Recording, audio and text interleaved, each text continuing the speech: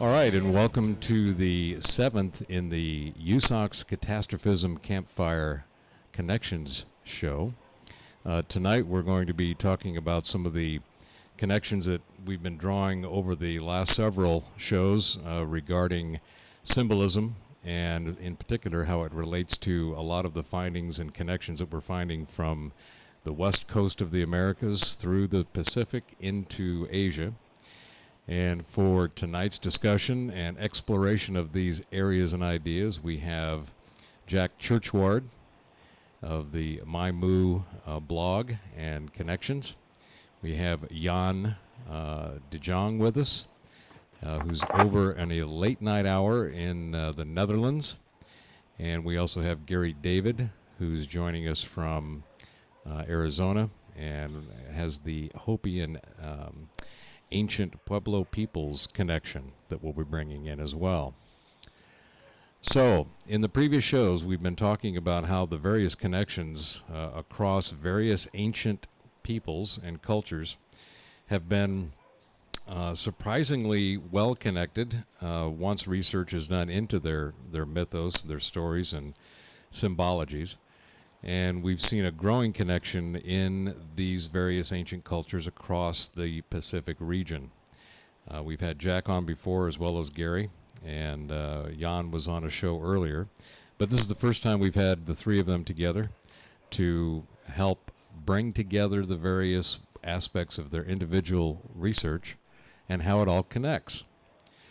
So to start off, what we'd like to do is I'd like to get Jan to give us a brief overview of the connections that he's found in studying Jesus Gamera's work, and how those, what's the current status of that research, and then how some of those connections may relate to some of the work of Jack Churchward and the study of Mu, as well as Gary David's work.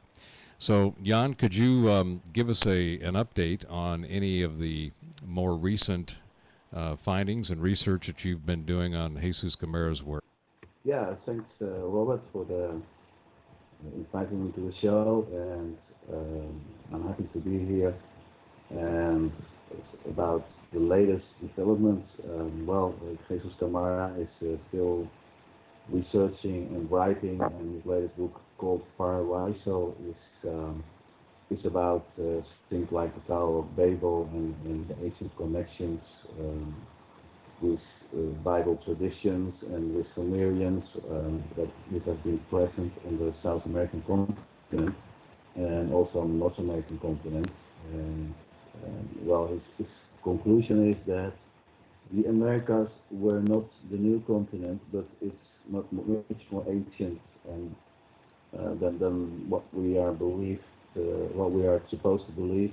If we should believe our teachers at school, etc. That's one of the connections, of course, because what I'm right now reading about Mu is that history goes way much more back than the same teachers are saying, and I think there are a lot of connections there. I'm not yet sure about what other connections there will be. I'm reading about megaliths on several islands of the Pacific, for example, and as you might know, Gamera says that all the megaliths in Peru, near Cusco, and megaliths in Egypt, in Turkey, etc., they are connected, and they were all built in a time much longer ago than that would have been the Inca time, because Orthodox Christian says it's all done by the Incas, but he says it's not. It's like 30,000 years ago that, for example, the walls, the famous walls, the six walls of Sacsayhuaman and the perfect 15 walls of Cusco were built, according to him, in an earlier orbit with less gravity that would have been like 30,000 years ago. And that would have been also the time that the Tower of Babel was built. And, I'm sure there must be connections with this move. I'm right now reading a book from Churchward, and I'm still not sure about some of the connections, but it's very interesting to explore that further. I'm sure. I'm looking forward to interchange more information with Jack about that possibility. Jan, I've heard the idea and the concept of the Tower of Babylon being down in South America. Could you elaborate on that a little bit more, please? Yeah, well, Jesus and his father Alfredo, who is the founder of the whole theory and who has started all the investigation, they found like a lot of connections between what are the oldest known histories about Babylon and the Tower of Babel. And they started to compare information from old historians from the Roman and Greek time. And lately also very interesting information on which he's elaborating in his latest book is about ancient maps. For example, the word Sinar, that is on ancient maps, and that there is a lot of coincidence with how South America is formed, and the land of Shinar, according to this investigation, would have been South America. And the land of Shinar is where the Tower of Babel and the city of Babylon the Great were built. You know? And it was the great city that ruled over all the kings of the earth. And that is the conclusion of Camara. And you take it from a lot of different points of view. It's a holistic kind of investigation, because it's not only information from those ancient historians, but also information about how the megaliths are built and how the city of Cusco is on ancient maps, and another very important key investigation is about the language, and that's the conclusion that the Quechua and Aymara languages are among the oldest languages on earth. According to them, it will have been the oldest language, or the remains of the first language. And of course, the Tower of Babel is when the first language started. Well, if I could butt in for a second, in Ecuador, they are finding now that there are tribes there that actually still speak Magyar.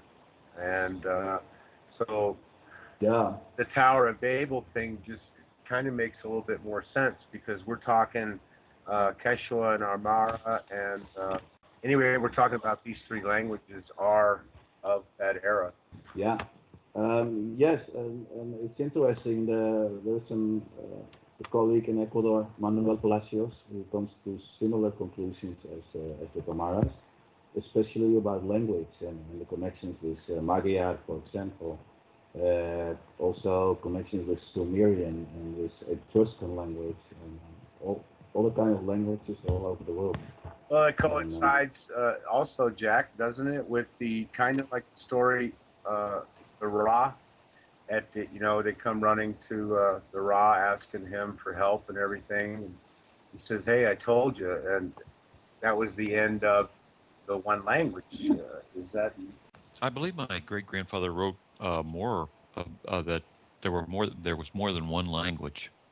Because everybody, I guess there was some differentiation on the large continent of Mu, but as far as their understanding, and I guess there was one other tongue that they used, I've been talking which about the Nakal natives. Yeah, well, I've been talking. One of the last time I spoke to Gamara by phone, I asked him about Mu. He has been reading some stuff about Mu. I'm not sure which book it was, but he read about it, and he came to the conclusion that Mu must have been during the Uran Pacha time, so that was just before the Well, I'm not very familiar with Gamera's work, so and the I'm at a loss confusion there. of languages. Well, the Uran Pancha, Jack, the Uran Pancha time would kind of coincide with the Mu existence, because the Han and Pancha, uh, well, from my observations at this point in time, I can say, would be more of the Lemurian stage that the planet was in, because Lemuria, it preceded Mu, and then Mu, it rose. So the Uran Pancha connection, I really feel is, it's solid. But we'll find out, as we go along. But it seems pretty solid in the time layer. Okay. Well, the stonework finding, and Anne has also, that is found globally. Uh, so there had to be a layer, like Klaus says, things are in layers, and I think he defines fairly well with the Hana Pancha, the Ern Pancha, the Ufin. Definitely, yeah. These are in layers, and one of the things, yeah, well, maybe we should explain, I'm not sure if Jeff is but Jeff knows about those words. A brief explanation would help. Now, see, James really Ulan Pacha time would have been like 30,000 years ago, just before the confusion of languages. Sorry, Bob? Mm-hmm. Well, I'm saying it's hard to. I can't hear Bob. The thing I'm finding right now, like the 30,000 year date on any of this, I don't think we're doing the research just. From my research, and Jack has his research on the actual destructive, time of, and I go back to 70,000. So. But it's a rough idea for young people. Yeah, it's a good way, I guess, to explain, to use the lower numbers, but also to throw in the possibilities that it's much older than 30,000 years. But of course, that's just my opinion. Is that 30,000 year period the Hanan period, or can somebody break down any type of time reference to that? Well, let's look at it. 30,000 years ago, the Cro-Magnon man was walking the face of the earth. Okay, that stonework was on the planet before the Cro-Magnon. Okay, so that's why I have a hard time looking at 36, 30,000, because I don't think the Cro-Magnon was able to do that in their lifetime. Well, I'm thinking from what we're seeing in the latest research on the ancient humanoid species and the sapiens is the Cro-Magnon, Neanderthal, and all of that is in the process of being completely rewritten. So I personally, I think that from the standpoint of the way that they are considered in the discussion of these ancient cultures, they may be relevant in certain parts of the world, but from what I'm seeing, and it seems to make sense, there are many other species that most likely existed, so I wouldn't limit it to a Cro-Magnon Neanderthal type discussion. Let's look at, I think it makes more sense to look at what we're finding from the research that's been done on the cultural findings in the areas, and I guess Alfredo he came up with this 3-layer of panchas, which the point that I was making, and I'd like to get some feedback on this, is that the designations of the previous Homo sapien species in the Cro-Magnons, Neanderthals, etc., are currently being vastly rewritten, from DNA to all kinds of things that are being found. So I think that from the standpoint of discussing and exploring the various research that's been found that we're discussing, the key is really to look at and understand what the various levels of these cultures in the past were at. I think Cro-Magnon is probably, there might be 3 or 4 species of them, or versions, if you will. Right. That coincides with the timekeeping process that James, and Narayana, the 7 periods of time. I mean, yeah, it should be rewritten, because there's no way in the world that, Neanderthal was on the planet for how long? 455,000 years. So, come on, those guys weren't stupid. Like, maybe they didn't eat. No. So. But anyway, go ahead, Robert. You pick it up. Well, and Yeah, my point there was that, and I'm sure that most people that are either, well, I know that most everybody here, and probably a good majority of the people that will be listening to this are familiar with Michael Cremo's work. And based on his study of the ancient Hindus and the Vedas, he just did a recent lecture where, and he's been promoting this for quite some time, the human civilization goes back at least 2 million years, if not more, and very advanced civilizations, which then starts looking at the timeline as it relates to Lemuria and Mu, and of course even Atlantis, which seems to be a much more recent civilization.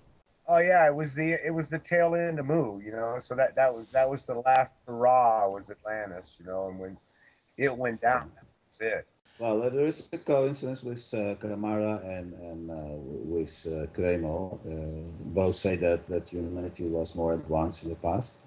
That's an interesting point they both make. Like only John Anthony West says, the Church of Progress, and that's what we're seeing, and that's what combining all of this is doing. It's helping us see, the degrading, of whatever. Yeah, well, the way the Camara sees it is for me very interesting. I'm not sure about 100% of all he says, but the way of thinking is interesting. He thinks that there was a more advanced type of humanity in the Urampacha time, and even more advanced in the Hanampacha time. There were three phases, and the difference is that because of less gravity, humanity had more capacities, was taller, and there were giants in those times. Yes. And in the first time of Hanampacha, there were more like living spirits because of even less gravity. Well, see, that coincides with a lot of. They didn't need so many bones to support their body. Like what's happening with the astronauts in space, they lose bone weight. It becomes more like cartilage, and that's the comparison that he makes. With less gravity, you don't need that much, and with less gravity, we have another kind of humanity. Maybe there are no rest of those people because they simply didn't have such strong bones. They didn't need them, and they were bigger and had more capacities. Maybe could even very easily transport themselves by the air or something like that. And then the second time of the Urampacha, I'm still not sure if the coneheads were Urampacha or they were just like some form of readaptation to the third phase, which is the current phase. The time we're now in of 365 days a year. The coneheads could have been from the Hanampacha, from the Urampacha, or there might have been like a readaptation to the present circumstances of gravity. But Jan, when you talk about the lesser gravity and all that, that does make a lot of sense.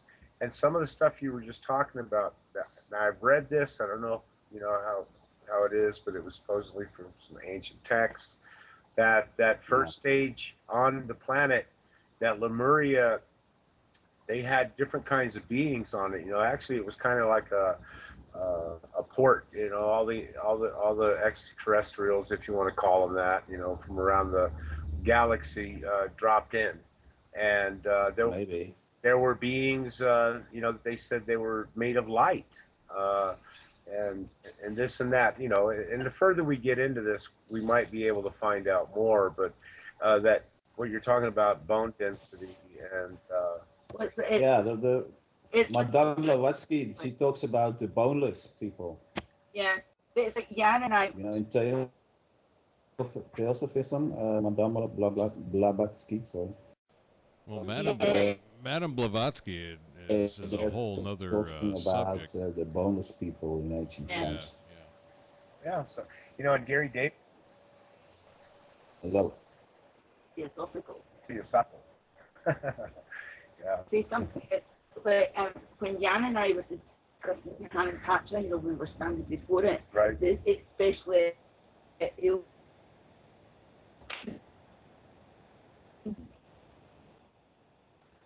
The Ezekiel Tom. yeah, it's that we can look at it all we want, but we do not have the Can't hear him. we don't have the capacity to understand Canon Patch at this stage in our civilization. No, we don't. We don't have it because, Ezekiel and Tombo is, that is one place.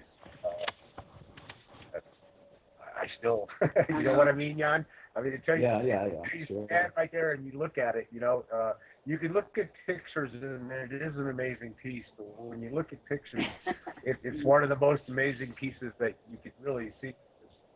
There's so many questions I walked away from. Yeah, that's one of the other reasons that we have to think that maybe the Ghanam Pacha and Uran Pacha times were so much different from our world that we simply don't understand it. We don't understand the type of stonework. You know, at this stage of the game, I mean, there's no way we can understand it. No. You know, and I think the Tower of Babel is another one of those stories that's echoed through time, and it resurfaced because, I mean, we found the evidence now. We have Sumerian, we have Magyar, we have Quechua. You know, they're all connected to the Middle East. So, what does that tell us? That tells me, for one, that it came from somewhere else and it surfaced the Middle East. Where was that? And it was over the ocean, and it is. I honestly believe that we're going to find these connections to the South America, not just, Cusco and Valley, Iraq is one area, but there's more areas down there, like the true land of Sheba is supposedly in Ecuador. So there's more of this that's coming to surface, and as we dig deeper, we're going to understand the layers, especially the world, that we're not going to understand for a long time. But we shouldn't quit trying to understand it because it's all over the world. Yeah. Well, Jack, what's your thoughts on? I'm curious what Tobias is coming up with. You know, he is talking about discoveries. Yeah, I was going to ask Jack what his thoughts were on some of the. I know that you mentioned you weren't familiar with Gamera's work, but based on the descriptions that Jan and Bob just provided, do you see any connections with your great grandfather's work and what you've been doing on the Mu side? Well, he really talked about the fact that human beings, I guess, were created by a creator being. He didn't define him, but everything came together, and they slowly, maybe not slowly, but they slowly evolved. But he didn't. I don't mean evolve, but they slowly learned how to master themselves and their minds, and the Call Brotherhood took over, and they created the civilization over the millennium.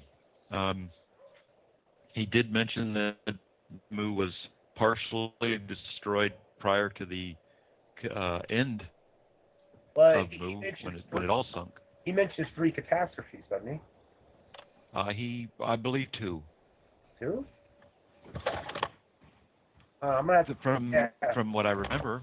I think it's 3, but I might be wrong. But I mean, you're also referring to that northbound wave that went through Asia.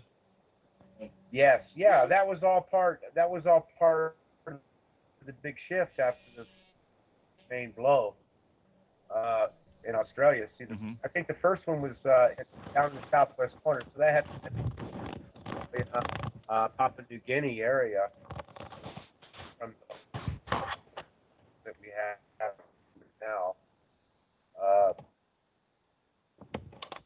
So yeah, that final blow, a lot between the final blow and the beginning, and that's why it coincides in my mind's eye after 2.5 years or so of trying to that the Hanan Pancha is definitely the layer before Mu.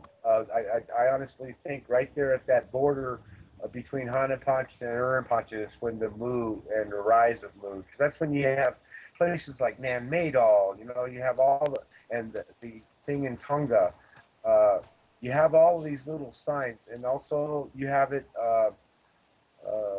in Hawaii and in Alaska.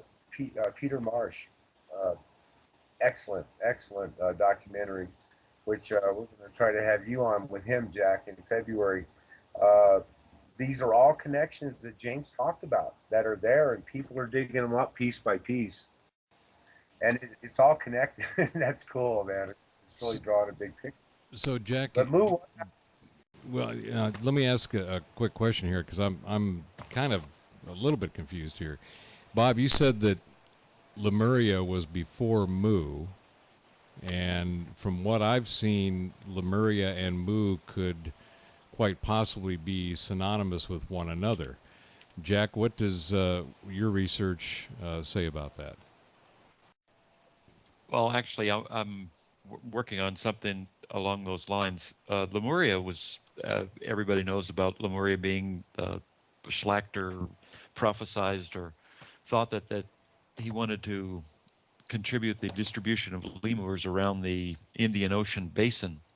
And so he thought up a continent, and he called it Lemuria. And Madame Blavatsky took it and ran with it, and their time periods are I believe, in the Miocene. So they were quite a long time ago, as opposed to James, who only went back 200,000 years. And so James is his theories are within the last 12,000 to 50,000 years. From 12,000 years ago to 50,000 years ago, they were at their height. So it doesn't go back into the as far as all the other talks about Lemuria. Well, the Rosicrucians believe that a portion of Lemuria still exists as California. Mm-hmm. But as far as Lemuria and Mu being the same thing, my great-grandfather never said Lemuria, and he had plenty of opportunities to include that if he wished. Right. And so he didn't make any distinction between them then, other than just leaving Lemuria out. Exactly. Yeah. Okay. So whether Lemuria is Mu or it's not Mu, some people say yes. Yeah. I think there's confusion. Yeah, I have to agree with Dan. And I disagree with you on Mu. Yeah. So then, Yeah. just for the record, on the radio, I disagree with Bob on Mu. Oh yeah, we have our moments on Mu. I guarantee you. I mean, when you're at it, I can give the Camaro opinion. Camaro opinions is that Lemuria and Atlantis and Mu were all during the Urimpacha time, and they all existed as like a culture on world level.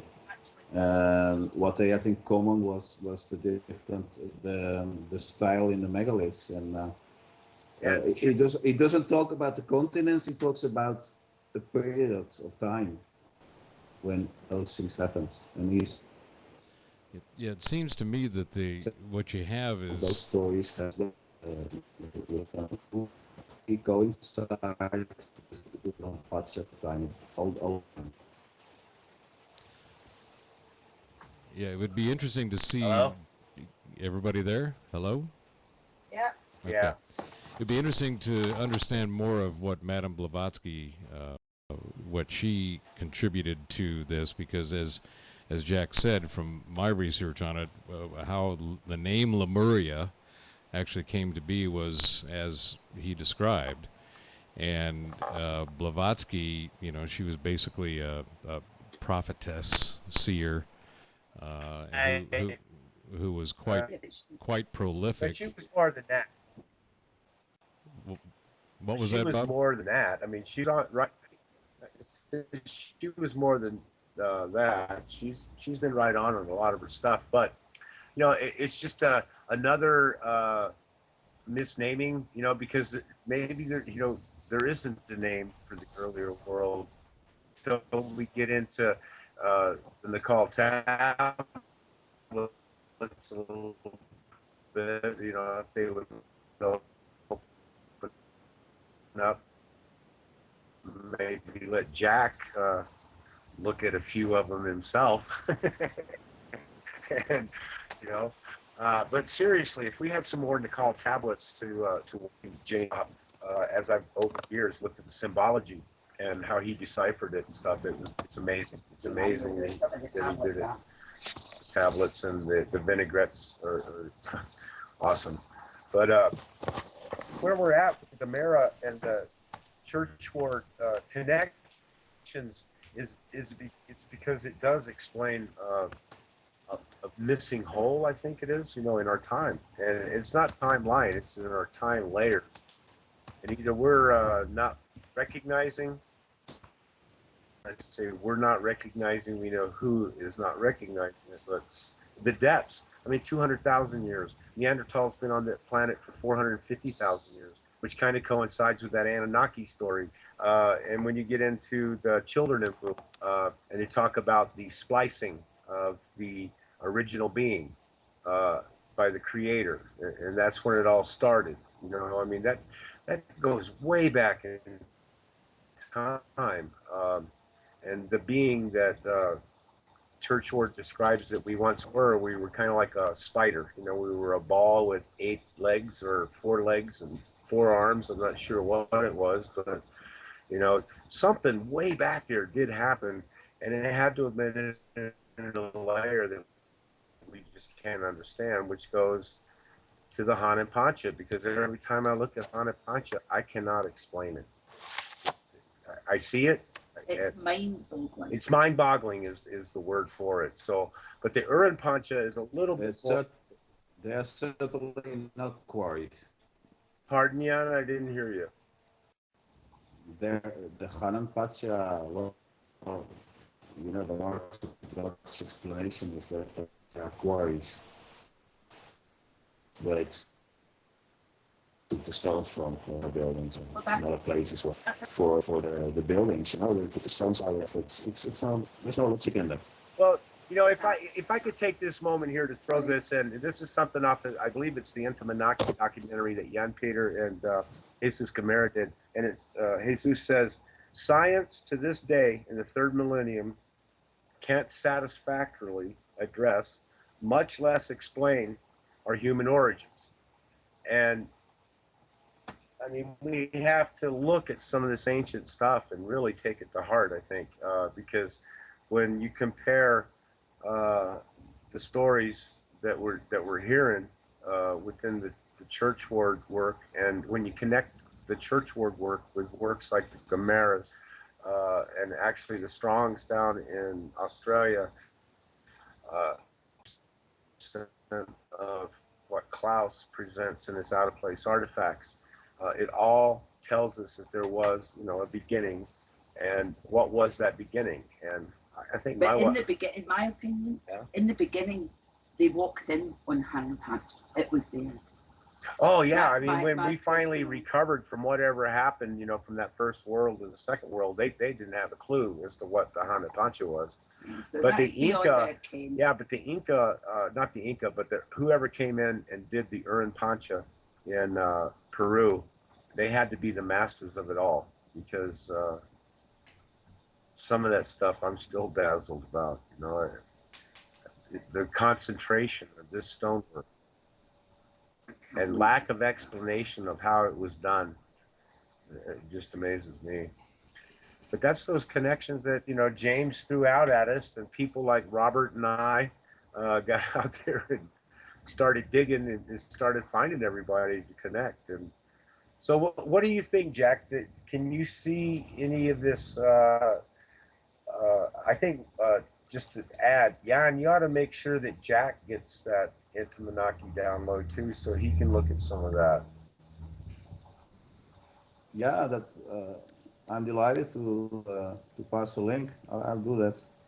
Thank you, sir. Thank you. Because I think as Jack goes along Uh, I know Jack has been doing some work, checking out James's work also. So as he goes along, I think he's going to find the Gomera works a little bit as as a help, to connect to some of the other places that are actually like not only in the Pacific, but see the wormhole of the Babylonia La Grande, Iraq, land of Shinar.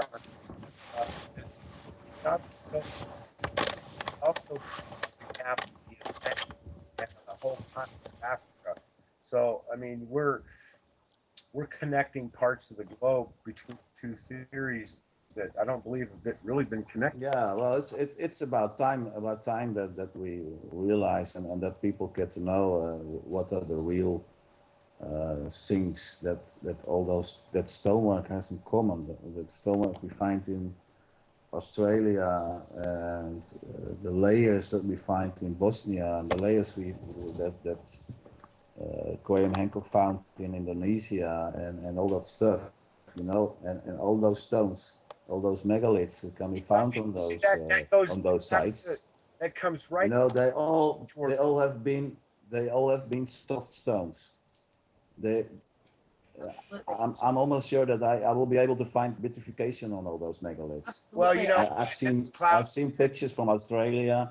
I've seen pictures from Bosnia. I've seen a stone on one of the pictures of Graham's wife from Indonesia that looks molded. Yeah. All that stonework, that's the connection, and that's something that we can really prove. And I feel Graham Hancock is not wanting to enter in that subject of less density, less gravity, etc. But he is doing some connections and some similarities on the stonework, but it goes deeper and in more detail, and we need to do that. There's so much stonework in Turkey that I've been passing by lately. This guy Hakan in some of the Facebook groups. yeah, I know Hakan. It's Hanan Pacha and it's Uran Pacha, and there's so much in Turkey also. Yeah. And I'm sure that on the islands of the Pacific, well, I've seen similar stonework. Of course, the Easter Islands is a very good example, and the other smaller islands, they must have some megaliths with the same characteristics. Yeah. And they're talking about it, but they don't get to the detail where it really matters, and that they were made with less density and less gravity. Yeah. And that is why they could form the stone. Yeah. Yeah. Geologically speaking, it's difficult to explain, and it's not within the paradigm of geology right now. But something happened that those stones, or something in the past, was the conditions were so that they could form the stone as they wanted. And the proof is in all the sites over the world where we find those stones. Yeah, well, the thing is, as regards Hanan Pacha, it's found globally. It's found above ground, it's found underground, especially the stuff I found in Easter Island. Now, when the planet was smaller and the landmass was one, Hanan Pacha existed. Yeah. When the catastrophes hit us, whatever they were, whenever they were, everything was split, and a lot of Hanan Pachas underwater. Well, that's when you see even the geologists, they back away from this. Gary's waiting for you. When they're talking about geopolymers, if the stone was soft, see that's okay. If the stone was really that soft in the Hanan Pacha phase, okay, whatever happened at the end of the Hanan Pacha, apparently there was another physical change in the stone, so they were able to mold it even. Because, I mean, the walls, that I've seen in Peru, there is no doubt in my mind that we're not looking at a molded stone. I mean, even in America now, we were going to the garden the other day, and we walked up onto a retaining wall that was actually made to look like Uran Pacha.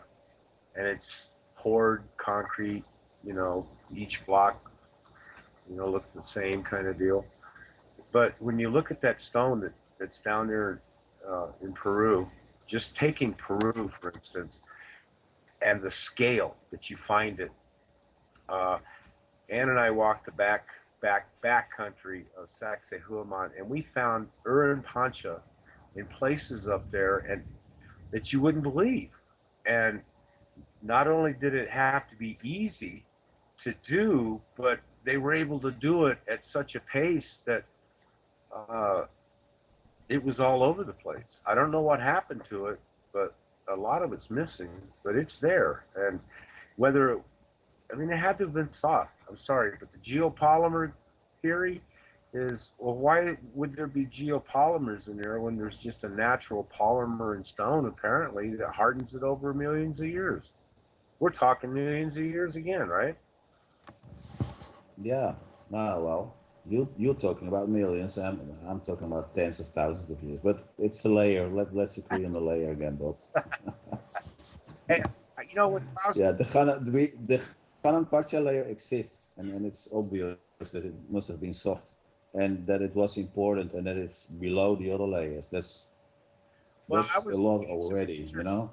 I was looking at some pictures of Pizak this morning, and Yeah. at one big boulder, you know, and you can see the Hanan Pancha on it, and then you can see the Urim Pancha, the way it just goes. I mean, it just goes right around it, you know, and it's like, whoa, that's amazing how they could do that. It had to be soft, you know. Yeah, the biggest example of Hanan Pacha, the biggest rock, you know which one it is? Which is the big? In Pizak? No, it's Sacsayhuaman. It's the Tower of Babel. It's a fundamental stone. That goes up from the city of Babylon.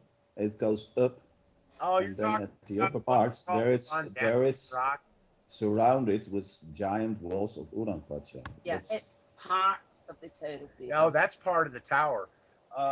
Yeah. Actually, you know, the one, Jan, Ann and I have spent, I forget how many, I can't even count the hours, not only observing Sacsay from a distance, you know, that kind of stuff, going through the park and everything.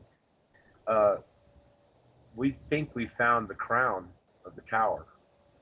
So, plus, I've got my own theory on the whole thing. Yeah, Anne always has her own theory of everything until we get that Scottish out of the equation.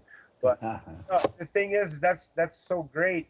Well, I think it's really important information that there are indicators there that if the original Tower of Babel was from a time that we really cannot comprehend at the time, then their technologies that they used back in those days, and we know that they had that technology.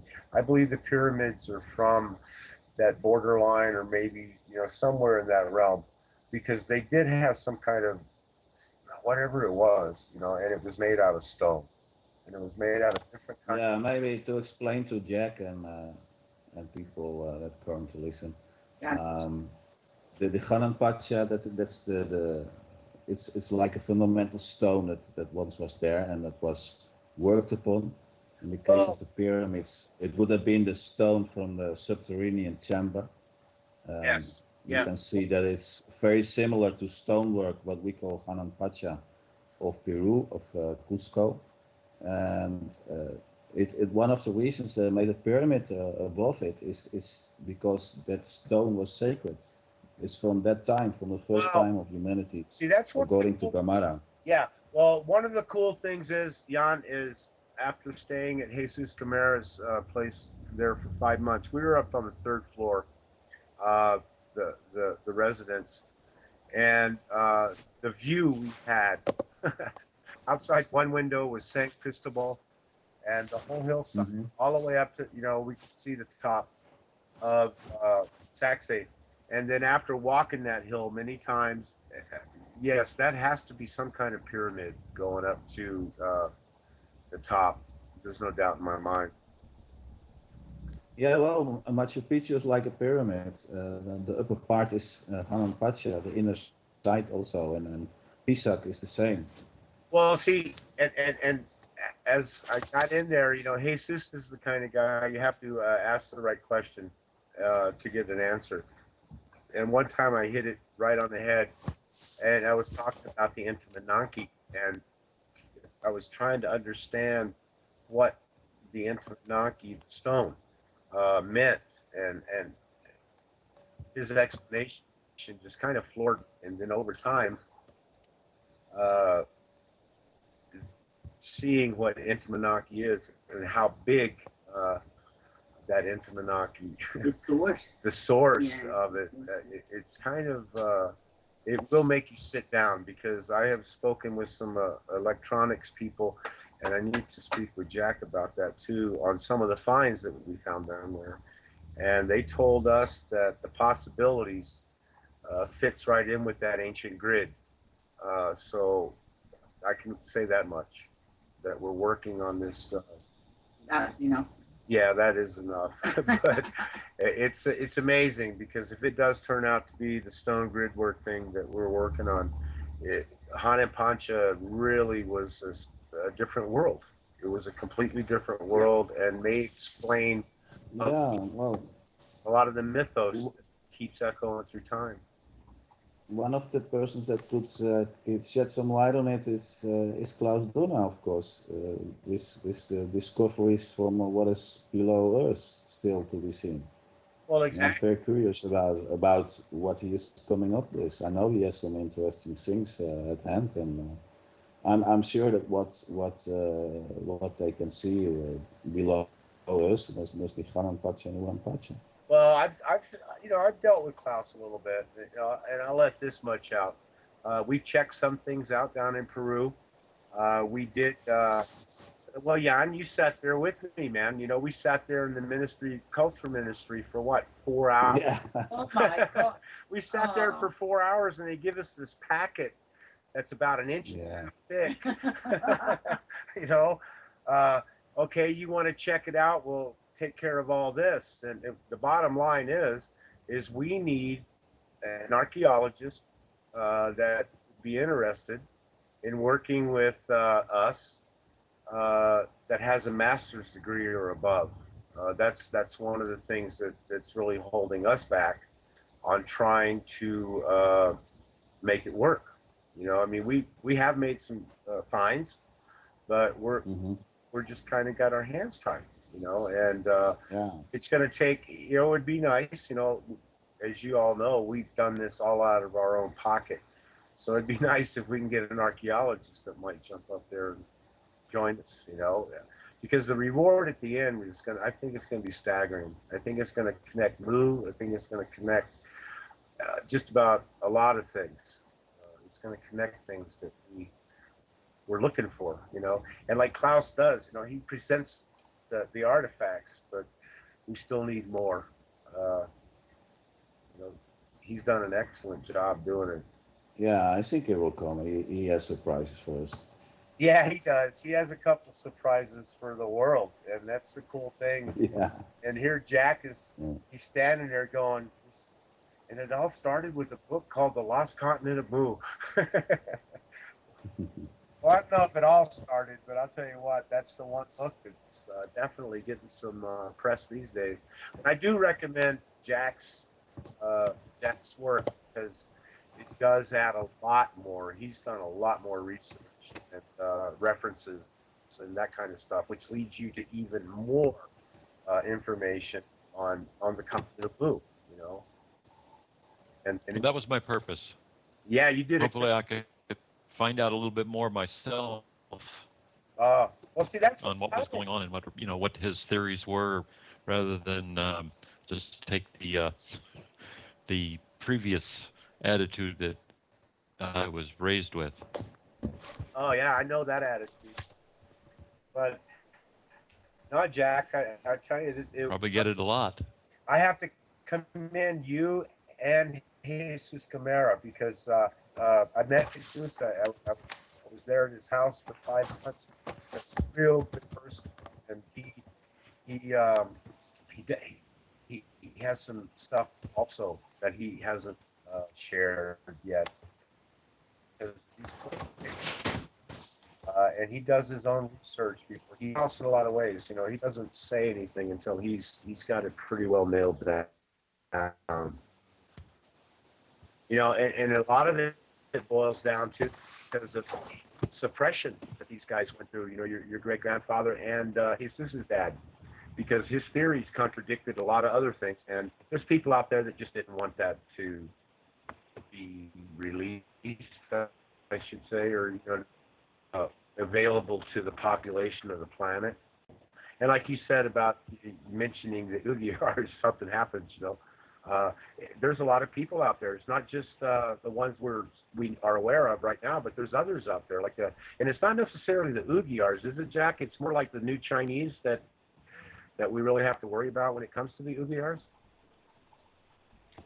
The Uyghurs? Uyghurs, yeah. I'm sorry. I'm learning. Well, actually, if you say Uyghurs, some people will not understand you. That is how you would say it in the Uyghur language. Unfortunately, the Chinese can say Uyghur, and a lot of people think that their names are Uyghurs, but actually they're Uyghur. But as far as my great-grandfather wrote quite a bit about, and Okay, hang on. He included a portion that beginning 70,000 years ago to their height of 17,000, there was a great Uyghur empire in Central Asia and in Asia, centered around Mongolia. So that would be, okay, would that be considered one of the 7 great cities? Well, what James wrote, he said that when the Nepal came to a new colony, they would bring one set of the books, and then they would copy it over six different times, so there could be 7 Rishi cities in each of the colonies. Okay, and then after they built their colony, but see, there seems to be some confusion right now on the 7 continents, the 7 heads of Narayana. 7 days of creation, the 7 seems to really be rolling.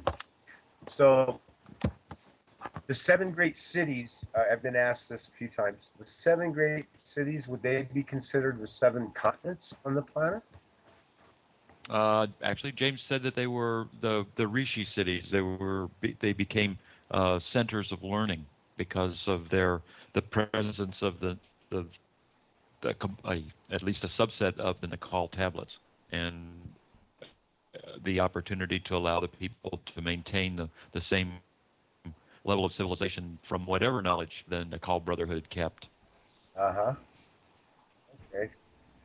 Yeah, because I think that would help us clarify a little bit more if we could really connect that to something solid as far as the 7 cities, 7 continents. Because there's other people out there that's trying to not necessarily taint the information pool, but their information kind of died. It's wrong. You know what I mean? So it's good to look at things and look deeper and find the holes. So far is what I found between the theories, and then adding them together. Well, I think that we're going to see in the next year and further out, but hopefully there will be some very good information coming out in this next year, particularly through some of the latest research is being done over in Indonesia. There's some new work being done on Angkor Wat. There's a couple of researchers over there using LiDAR to penetrate the ground and see what's actually going on underneath the surface. And then there's Gunung Padang, which Graham Hancock was there just a few months ago. And the latest issue of New Dawn magazine has an article by Dr. Robert Schock on Gunung Padang, which I actually just downloaded. Looking forward to reading that and seeing what they're finding. When you look at the Nesias, the micro-poly Indonesia region, we see a lot of islands. And one of the questions I had for Jack was, I know that James essentially talked about Mu as a continent. Has there anything in your follow-on research that indicates that maybe it was more of a culture and a civilization spread across multiple land masses, whether they were smaller continents or more likely island chains, etc., and even spread from East Asia to the West Coast. Part that where we're combining, okay, when we're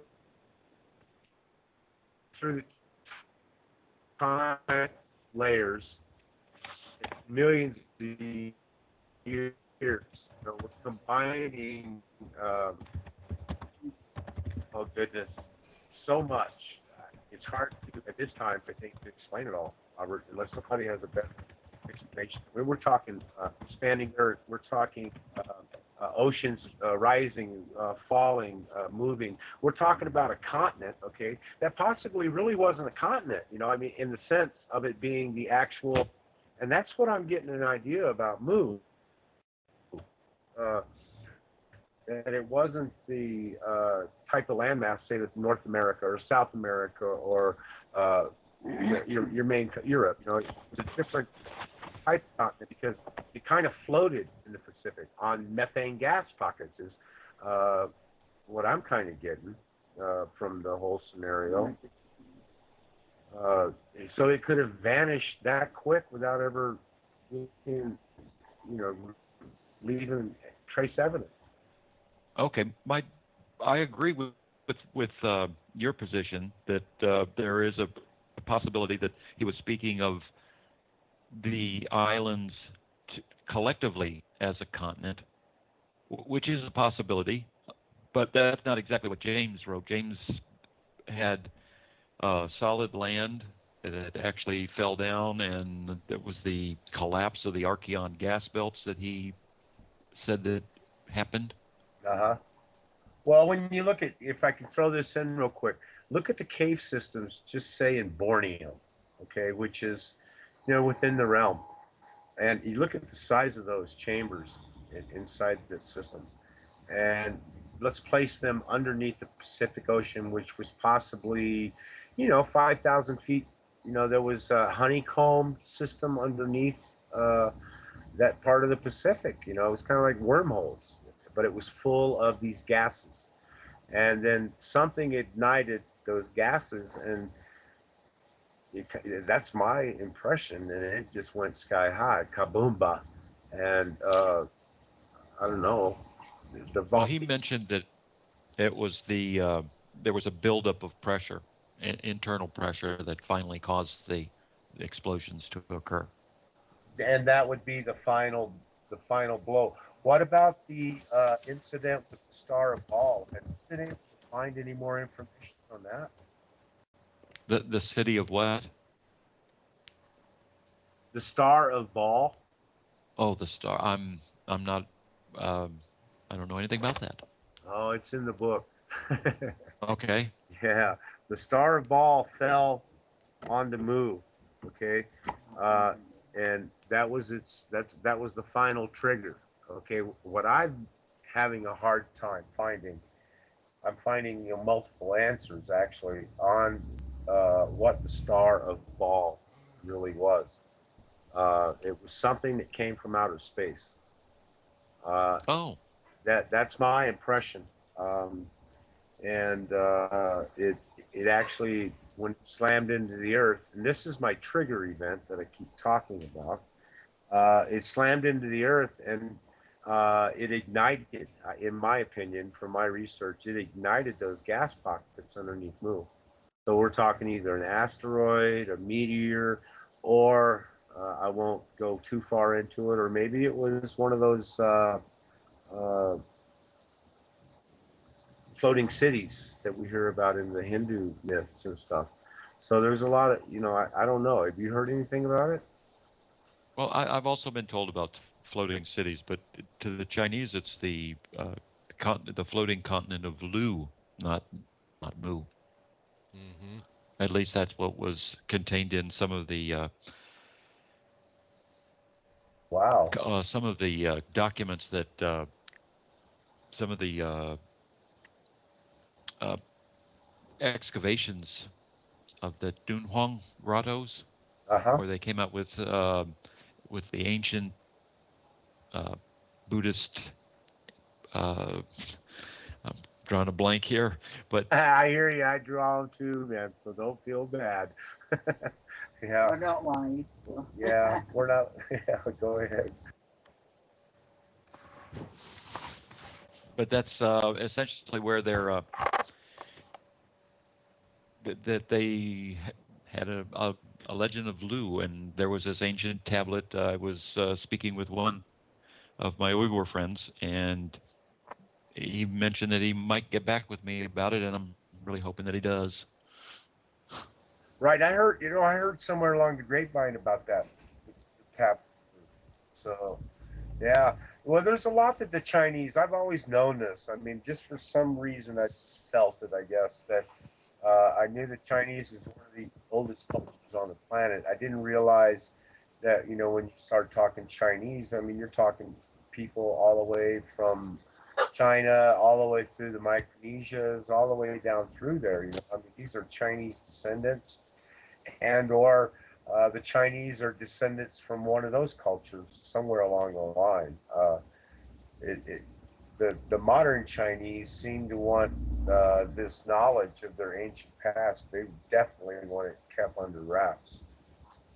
Like they did with their pyramids, they went so far as to actually draw or paint, I guess they did it, fake roads that went over the tops of them and planted fields on top of them so that they couldn't be seen from spy satellites.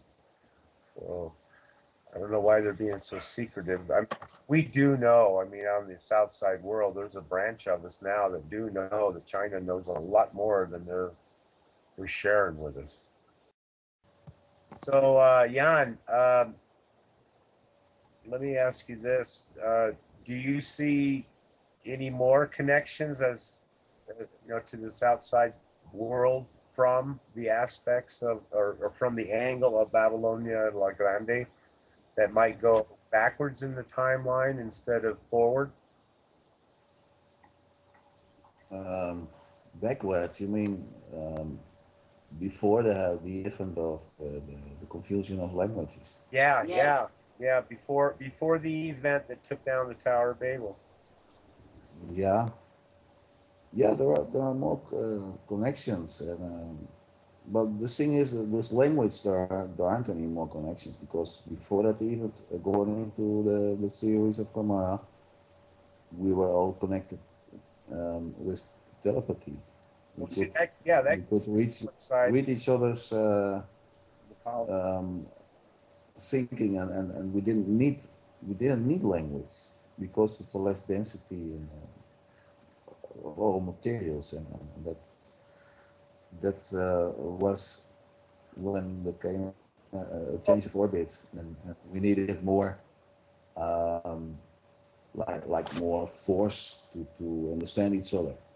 Well, part of it is I was doing some research the other day on the Neanderthal stuff. Well, over years, and I believe it's called the hyoid bone that we have. Yeah, I saw that. Yeah, very interesting. Yeah. Go ahead. You know what Kamara says about the Neanderthalers and Cro-Magnon, etc. He says, like maybe also the Coneheads, they were like a re-adaptation also. At first, it's like an exaggerated reaction of the body to the new circumstances of more gravity. Yes. And that's why they had such strong bones and big bones. Yeah. And then well, bit by bit we evolved to what we are now. So we are the Neanderthals, that they're just part of humanity, like we. Well, we evolved from them, but that was only after the confusion of languages, after the orbit change, after the gravity.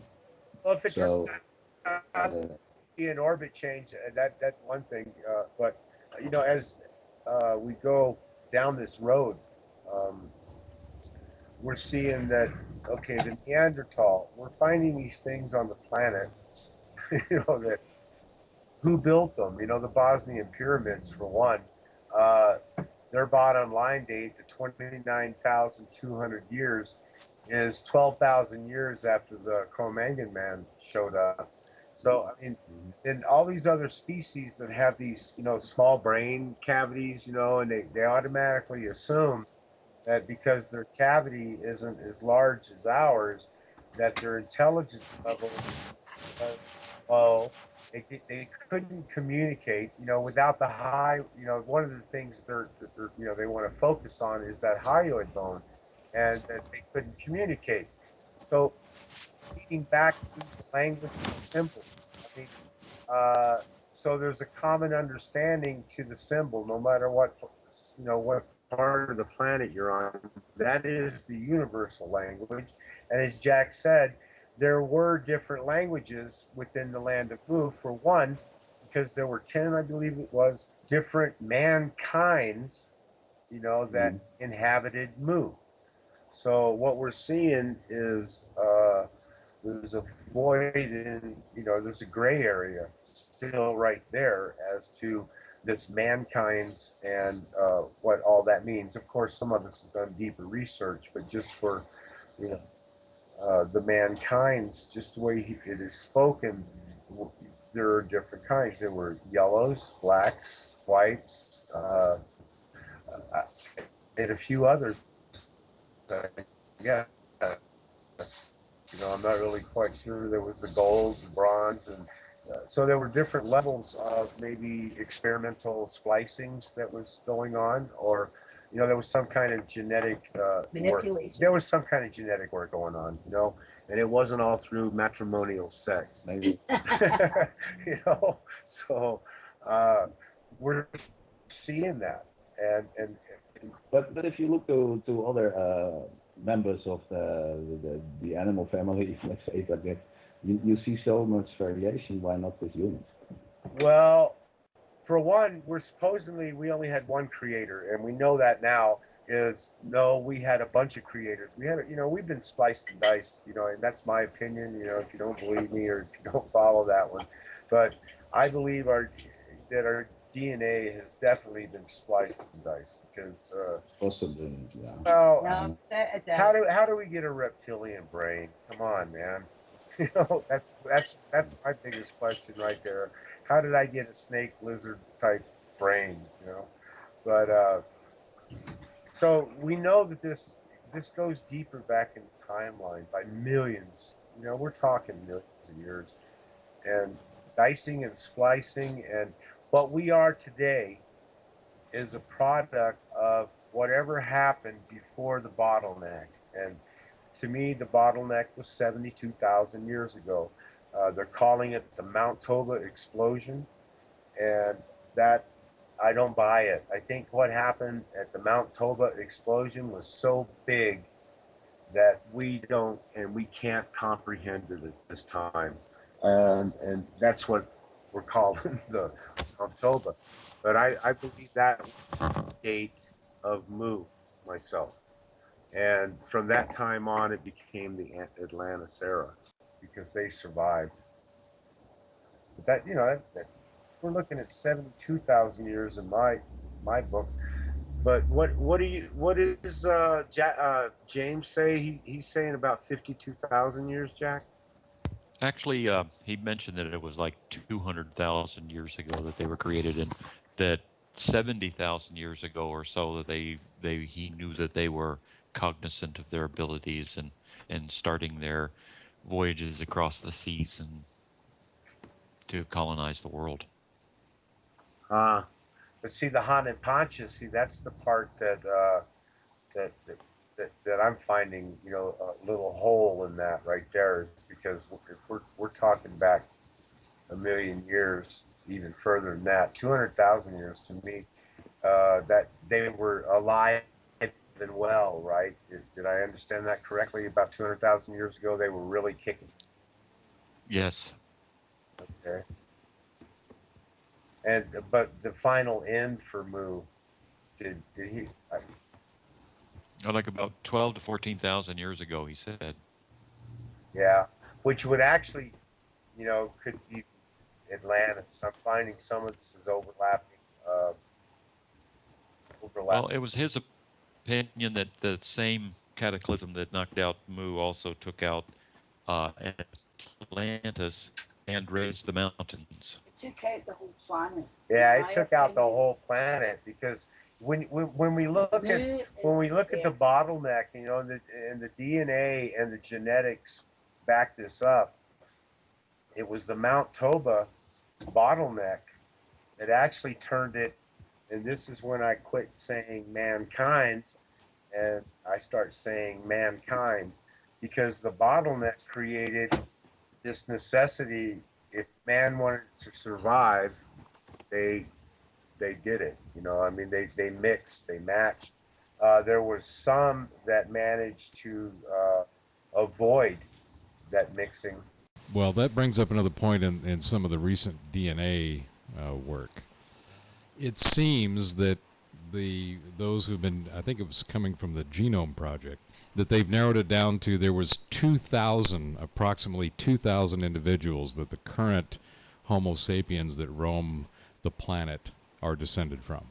What's interesting about that is that there are some legends and stories, and Jack, you can hopefully maybe confirm or shed a little bit of light on this, that the explosion of Toba in the 80,000 year before present time frame, there was a selected 2,000 people in those legends and mythos that were selected to be sent off and away to hopefully survive this cataclysm. They had some 4 or 5, maybe 2-week period of pre-knowledge that this was going to happen. It was inevitable. And there's another interesting meme that occurs throughout other catastrophic myths, like the various floods, that there was pre-warning. They knew somehow, a few people knew, or the majority of the population knew, that there was a catastrophic event about to happen. And it seems in these mythos that they knew Toba was going to go, whether it was a combination of a natural event and or a man-assisted or as a catalytic event to what was going to happen. But they knew that there was this major devastating event about to happen, and they gathered up 2,000 people and they sent them off. So, Jack, is there anything in your great-grandfather's work that can shed any light on that, or anything that you found? No, he hasn't mentioned anything like that. He did mention that there were 2 cataclysms. The first one, like I said, partially took out a lot of the people, and then several, and some period of time later, the big one hit. Mm-hmm. All right. Well, I ran over 100 scenarios on this asteroid program for Purdue University the other day, and I followed through with some of the stuff on an impact of a magnitude that would cause something like that. And we're talking about a planet roughly the size of the moon hitting the planet, hitting Earth. That would cause tsunamis that would go completely around the world. So when I add this star ball part of the information into the theory, if it hit the planet, it definitely would have changed things rather quickly, don't you think? And created a bottleneck that they might be calling about Toba.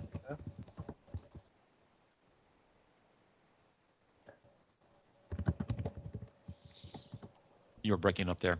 Yeah, we've got nothing. Oh, I'm sorry. Completely dead. Anyway, what I was talking about was I ran some scenarios on this program. There are asteroid impact scenarios from Purdue University. Mm-hmm. And I ran, basing my, actually part of chasing down James's star of ball, I started looking for an impact. And I don't know if I found it, but I found something. Anyway, I went and I started running these scenarios on the impact angle that I kind of figured it might have come in at, and it would have been an ocean impact, and it would have created a 16 megaton explosion, and the ejecta probably, would have definitely been sent into outer space, but the tidal waves would have went around the world, completely around the world, and that coincides with the flood myths. Also, the shock wave would go around the planet in an hour. So we're talking about, is this the triggering event that has started the expansion? I mean, there's so many questions, that come from all this Expansion? I don't know if there is a need for a triggering event. It could be that it results in a change of orbit. But the expansion is like universal law. There is expansion in the solar system. It's not continually, I think. Although expanding, as people say, it's happening all the time. But I think it's from one state that goes to another state, like orbit changing from one time to the other, and then this is something that happens with all the other planets. It happens with the moons, etc., etc. And it also happens on a universal level. We now know that the universe is expanding, so it's a law. And that's a good point, Jan. If we go back to the Sumerian tablets of creation and even back to the Tiamat definition of what Earth used to be, where it used to be, apparently in what's now the asteroid belt, Tiamat was basically cut in half, and so the planet itself, which was a watery planet, became smaller. But again, we're getting into a whole nother aspect of planetary physics and astrophysics, which the guys over at Thunderbolts have been doing. Some of the recent articles and videos have just been phenomenal, from Don Scott and Wal Thornhill, about some of the bizarre finds that are just completely taking all of these astrophysicists and making them scratch their heads going, well, that doesn't fit the current model. What do we do now? And that seems to be happening across the board, from physics to biology to everything in between. New knowledge and information is being found that is completely upsetting what has been considered the conventional wisdom and the thread that we've been taught for so long. I think that there's a good chance. There's a couple of different competing theories regarding the core of the Earth, whether it's an iron crystal to molten iron to a ball of plasma. But we live on this planet, and we still don't know what that is. Well, see, that's the part about combining these theories. Exactly, Robert. See, that's the thing about combining these theories, is because you have to get into the physics. You have to get to the whole of it to understand what they're trying to say, or what they have said, actually, is what it boils down to, and how it applies. I mean, we have Velikovsky, it ties in with all these other theories, but, are these the roots that we need to honestly understand our deep past? Is combining these cultural links through the layers, which is going to, let us know even more about our future and, what to prepare for. Totally agreed. I know that it's getting quite late over in the land of Jan, and he's Yes, I'm going to say goodbye. I think I need some sleep now. I have to get really early up tomorrow. So I want to thank you all, and it was great to interchange information. To know you, Jack, and great talking to you, Robert and Bob and Anne. And a pity that Gary didn't come in, and would have Yeah, it was liked to him. That's why we're moving. We are moving our connection to a different service, and it's going to be a little bit better. Yeah. The USOKS are on the upgrade mode, and if I can throw it in, Jan, thanks for stepping in, and I'm glad that you are reading some Churchward. Yes. It's, Okay. it's amazing, and like I was just saying, in order to understand, really, you don't have to be a rocket scientist or anything like that, but you do need to really have an open mind because you have to apply so many different disciplines when it comes to understanding the depths of what we are trying to present and show. I mean, you definitely have to keep an open mind. And thanks, Jan, for really sticking by the Gameras, and helping get it out. Everyone understands as well. Yeah, and everyone, Yeah. and there's a lot more people over the past few years, with the USOKS, search here. There's a lot more people that are understanding what we're trying to say, even though it's still very hard for people to wrap their heads around.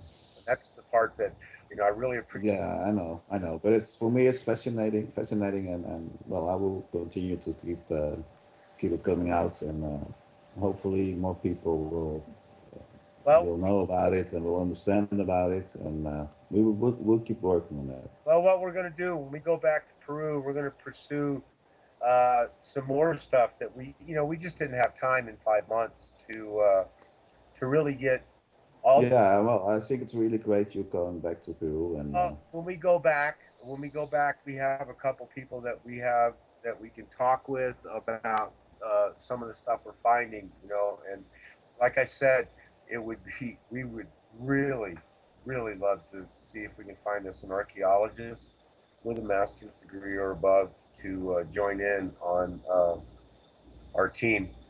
yeah, that will be great. Will be great.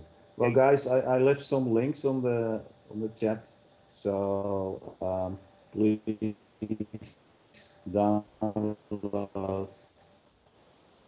those ones and have a look at the documentaries if you didn't see them yet. Jack, I think it's great information. Maybe for you also, Robert. I don't know if you saw them already. Yes. Let me know what you think, but don't share it with all other people, please. Okay. Oh, Jan. Okay, guys. Okay, thank you for joining us. Thank you. Okay, see you later. We talk. Okay, bye-bye. All right. Cheers, Jan. Now I can understand why why he doesn't want that to be given out. They spent a lot of time and long time putting that stuff together because it was pretty hard for them. But anyway, yeah, check that stuff out. It all connects. Oh, yes. So Jack, what do you think about these Mu connections that we're coming up with? I'm still learning. You and me. I'm finding out more every day, and just rather than things now, rather than allow everyone to realize my stupidity, I'm just listening. No, actually, I think a lot of us, Jack. I mean, we've reached a threshold, and we've all learned a lot. I mean, especially over the last few years. But I think we're all at that threshold to where even as more comes in, we're going to realize that how as it goes, the more I know, or the more that I think I know, the more that or the more stupid I am, or whatever it is. I forget how that saying goes, but the more that I think I know, the more that I realize I really don't know. Absolutely. You know what I'm saying? I mean, yes. When we get to that point, it's like you're at that threshold and something new comes in, and it makes you realize, okay, I'm not as dumb as I thought I was, until you get to the end of that cycle, and that's where we're at. I think we're at that breath of fresh air, because there's a lot more people on board now that are paying attention to what is being connected by the works, of men like Klaus Dona, and his out of place artifacts. those out-of-place artifacts have to fit somewhere. And to bring up one that Klaus has finally started talking about, and that's the Burroughs Cave. The Burroughs Cave artifacts are artifacts that seem to be brought from around the world, okay, and put into the Burroughs Cave, which coincides with what Robert was talking about a minute ago, about a previous knowledge of something going to happen that can be avoided or something, and they have brought these artifacts into a time capsule, so to speak, for us to find in the future. So it's amazing, you know. It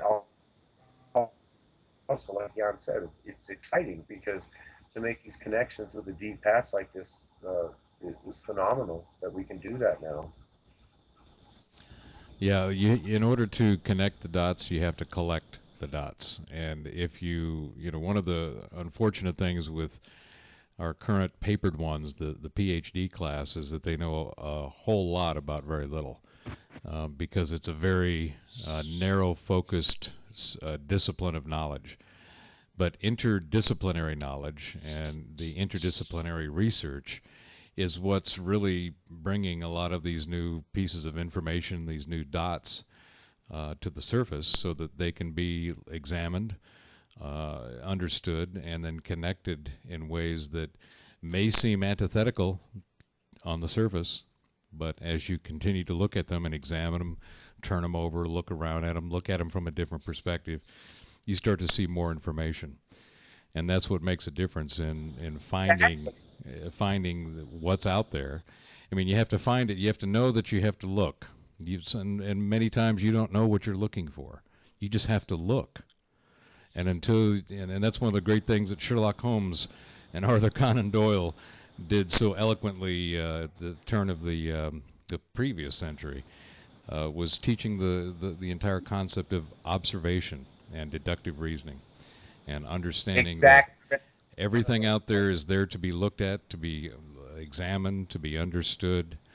And if that isn't happening, then we're all just going to keep wandering around in the dark. But fortunately, there's enough curiosity, and like Albert Einstein said, the reason that he kept doing math, or physics primarily, he was not that good of a mathematician. He had to get help with a lot of the math based on to support the theories. But when he was asked, why do you do it, he said, because I have an insatiable curiosity.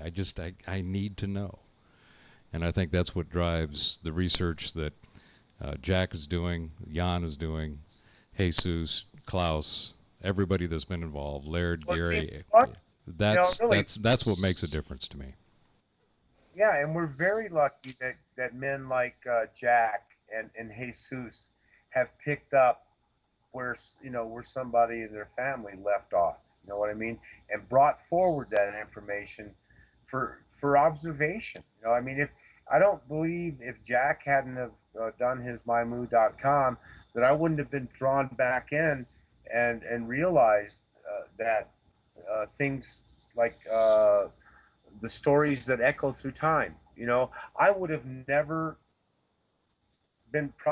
really been drawn back in unless I hadn't been searching for. Actually, I started searching for the symbology behind the serpent. You know, that's what started it. But if they hadn't have done it, that piece probably would have been missing from my research pool. You know, so I got to commend these guys. I think also a lot should be said for the independent researcher, because I think a lot of people don't realise or understand some of our backgrounds, and that we do have the background to study this stuff and relate this stuff.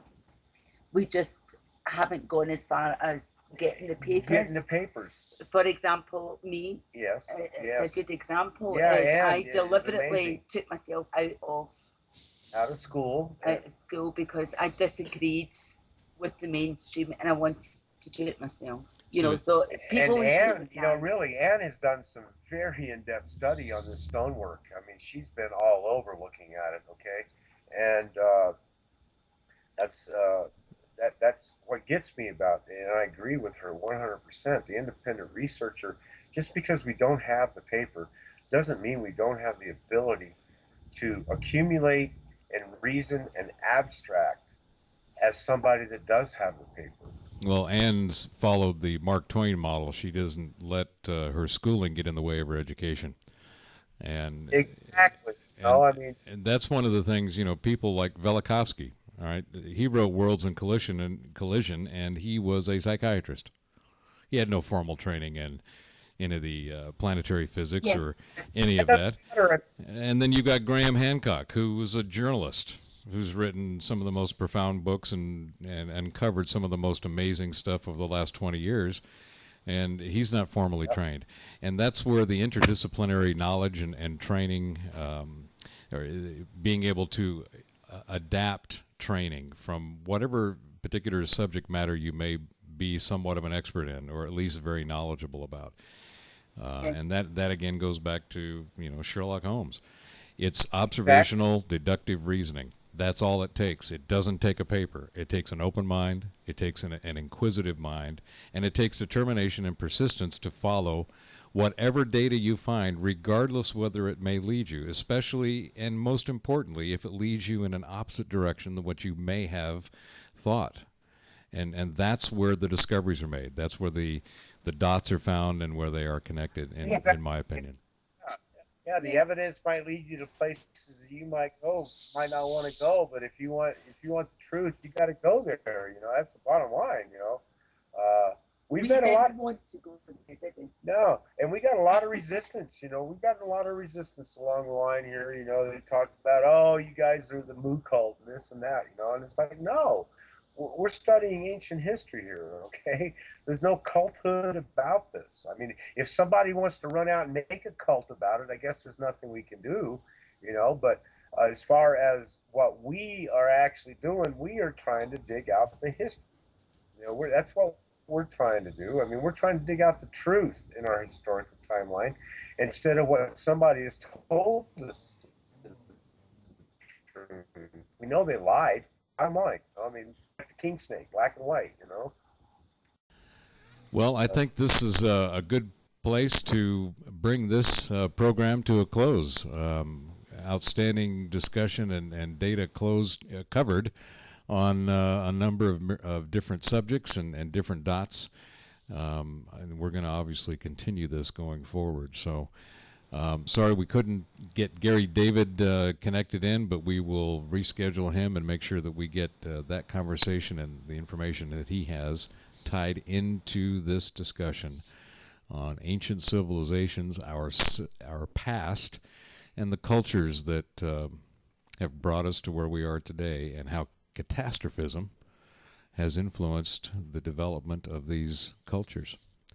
So thanks again, everybody.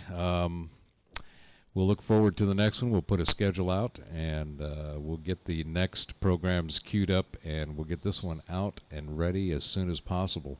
So thanks again, Jack. It's been a great time having you, as always. Look forward to the next one. Thanks for inviting me. And Bob and Ann, hopefully you guys are going to stay warm in that snowstorm up there. And we're nice and cozy, man.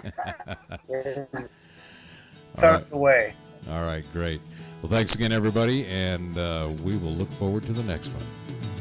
Yeah, thanks for... Thanks, everyone. Yeah. It's been a good time, guys. Thank you very much.